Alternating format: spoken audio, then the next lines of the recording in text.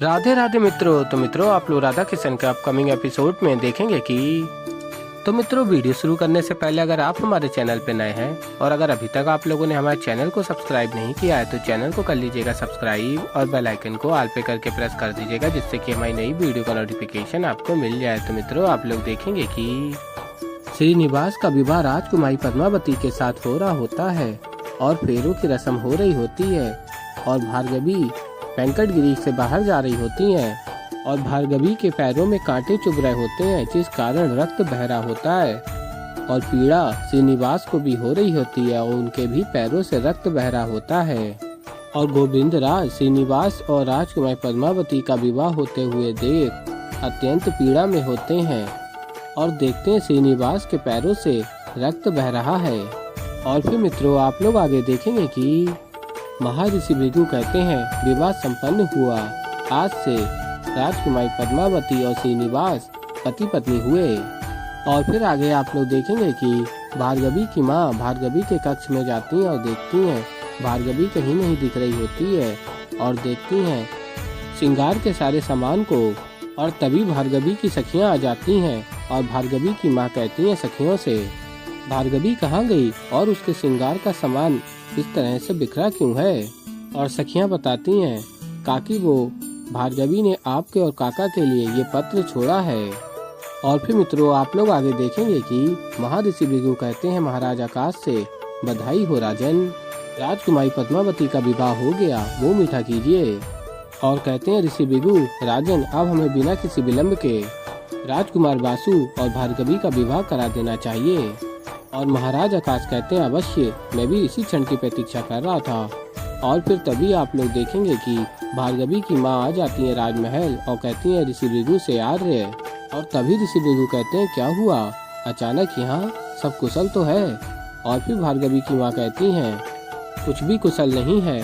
और भार्गवी द्वारा दिया गया उस पत्र को भार्गवी की माँ ऋषि भृगु को देती हैं। और फिर ऋषि भृगु उस पत्र को पढ़ते हैं। भार्गवी ने लिखा हुआ होता है कि बाबा, मुझे ज्ञात है कि आपने मुझसे सदैव प्रेम किया है। मैं ये भी जानती हूँ कि मेरा भला बुरा आप मुझसे अधिक समझते हैं, किंतु जीवन में हम जिससे प्रेम करते हैं ना, कभी कभी उनकी अधिक चिंता करके उन्हीं के शत्रु बन जाते हैं। और कहती हैं आगे भार्गवी, मैंने जीवन में सदैव आपकी बात मानी है, किंतु मैं आपका ये निर्णय स्वीकार नहीं करती। मैं वासु से विवाह नहीं कर सकती। आप श्रीनिवास को भले ही अयोग्य और बुरा मानते हो, लेकिन मैंने उसके नेत्रों में अपने लिए प्रेम देखा है और मैं भी उससे अत्यंत प्रेम करती हूँ, किंतु ना तो आपने मेरी भावनाओं को समझा और ना ही श्रीनिवास को उसको उसका पक्ष रखने का अवसर दिया। और बताती हैं मैंने श्रीनिवास को पूर्ण हृदय से प्रेम किया है बाबा, और ऐसा प्रेम मैं किसी भी अन्य पुरुष से करने में असक्षम हूँ। आज ऐसा लग रहा है कि संसार में मुझे समझने के लिए मेरे पास कोई भी नहीं है, ना माता, ना आप और ना ही श्रीनिवास। और इसलिए अब मैं ना तो श्रीनिवास की प्रतीक्षा करूँगी और ना ही ये आशा कि आप मुझे समझें। इसलिए मैंने सदैव के लिए वेंकटगिरी छोड़ने का निर्णय लिया है। और फिर मित्रों, आप लोग आगे देखेंगे कि महर्षि भृगु पत्र को पढ़ते हैं और नेत्रों से आंसू निकल रहे होते हैं ऋषि भृगु के और कहते हैं नहीं, मेरी भार्गवी मुझे छोड़कर नहीं जा सकती, मेरी पुत्री मुझे छोड़कर नहीं जा सकती भार्गवी। और फिर आगे आप लोग देखेंगे कि भार्गवी जा रही होती हैं और श्रीनिवास और राजकुमारी पद्मावती कक्ष में होते हैं और श्रीनिवास जयमाला उतारते हैं और कहते हैं राजकुमारी पद्मावती से पद्मावती, किसी भी नए संबंध का प्रारंभ जब होता है तब सत्य का साथ होना आवश्यक है। और बताते हैं श्रीनिवास राजकुमारी पद्मावती को इस जन्म में हमारा ये संबंध जुड़ गया है और इसीलिए एक ऐसा सत्य तुम्हें बताना चाहता हूँ जो तुम्हारे लिए जानना आवश्यक है। तुम श्रीनिवास को पाना चाहती थी, तुमने श्रीनिवास को पा लिया है, किंतु जैसा मैंने कहा श्रीनिवास मेरा मात्र एक रूप है, संपूर्ण अस्तित्व नहीं है। और मेरा संपूर्ण अस्तित्व और मेरी आत्मा आज भी भार्गवी की है और आगे भी भार्गवी की ही रहेगी। और फिर मित्रों आप लोग आगे देखेंगे कि राजकुमारी पद्मावती कहती है श्रीनिवास से, तुम्हें जितना विश्वास तुम्हारे और भार्गवी के बीच के प्रेम पर है, उतना ही विश्वास मुझे उस प्रेम पर है जो मैं तुमसे करती हूँ। और कहती है हाँ, भले ही हमारे संबंध का आरंभ थोड़ा विचित्र रहा हो, किंतु मैं जानती हूँ कि मेरा प्रेम हम दोनों के सुंदर जीवन का आरंभ है, और जब ये संपन्न होगा तो ये भी अलौकिक होगा। और फिर श्रीनिवास कहते हैं राजकुमारी पद्मावती से, मुझे तुम्हारे प्रेम पे कोई भी संदेह नहीं है। मैं जानता हूँ तुम्हारा प्रेम पवित्र है, मैं उससे भली भांति परिचित हूँ पद्मावती, और तुम्हारे इस प्रेम का मैं सम्मान करता हूँ, कभी अपमान नहीं करूँगा। तुम जो कहोगी मैं वो स्वीकार करूँगा, किंतु हाँ, मेरे इस हृदय में भार्गवी का जो स्थान था वो वैसा का वैसा ही रहेगा और कोई भी इसे नहीं बदल सकता। मैं बस चाहता हूँ कि तुम ये सत्य स्वीकार कर लो। और फिर राजकुमारी पद्मावती कहती है श्रीनिवास से, किसी और का स्थान लेने की चाह रखना ये प्रेम नहीं ईर्ष्या कहलाता है, और मैं तो तुमसे प्रेम करती हूँ श्रीनिवास। मैं जो स्थान तुम्हारे हृदय में बनाना चाहती हूँ उसका अर्थ ये नहीं है कि मैं किसी और को तुम्हारे हृदय से दूर कर दूँ। मुझे अपने प्रेम पर पूर्ण विश्वास है कि मेरा प्रेम तुम्हारे हृदय में अपना स्थान स्वयं बनाएगा।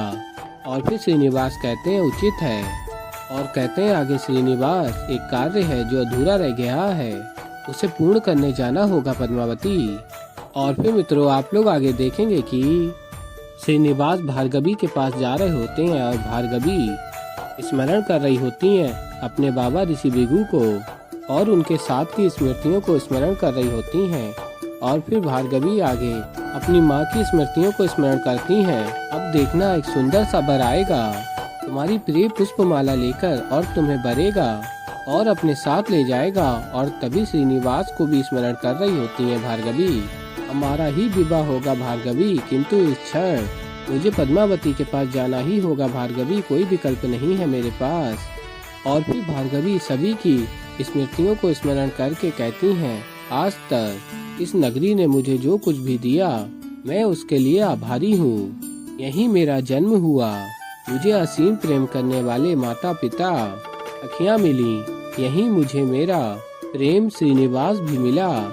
किंतु अब मैं यहाँ नहीं रुक सकती, क्योंकि मैं जानती हूँ कि श्रीनिवास जो कार्य करने गया है उससे बाहर निकल पाना असंभव है। और कहती है भार्गवी, इसलिए मुझे यहाँ से जाना होगा सदैव के लिए। और फिर आगे आप लोग देखेंगे भार्गवी वेंकटगिरी की मिट्टी को अपने माथे पर लगाती हैं और कहती हैं, वेंकटगिरी को मेरा अंतिम नमन। और फिर मित्रों आप लोग आगे देखेंगे कि महर्षि भृगु भार्गवी को ढूंढ रहे होते हैं, और भार्गवी की माँ भी भार्गवी को ढूंढ रही होती हैं। कहाँ हो तुम पुत्री, कहते हैं ऋषि भृगु। और राजकुमार वासु भी ढूंढने का प्रयत्न कर रहा होता है भार्गवी को, और भार्गवी जा रही होती है वेंकटगिरी को छोड़कर।